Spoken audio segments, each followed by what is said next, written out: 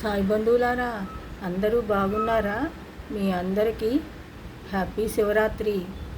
ఇద్దరు ఆది దంపతులను, శివయ్యను పార్వతీమాతని చక్కగా పూజించుకోండి. శివయ్యని ఏమి కోరారనంటే అవన్నీ తక్షణమే మనకు వస్తాయి. ఈరోజు మనం మేఘాశ్యామును కూడా గుర్తు చేసుకోవాలి. బాబాను శివరూపంగా చూసి ఆయనకి అభిషేకించిన రోజు శివరాత్రి రోజు. అందుకని బాబా శివుడుగా కనిపించేవారట కొంతమందికి. అందుకని శివుడు, శంకరుడు అందరూ ఒకటే. పేర్లు మాత్రం రకరకాలుగా మనం ఇష్టం వచ్చినట్టు పెట్టుకుంటాము, మన పిల్లలకు పెట్టుకున్నట్టు.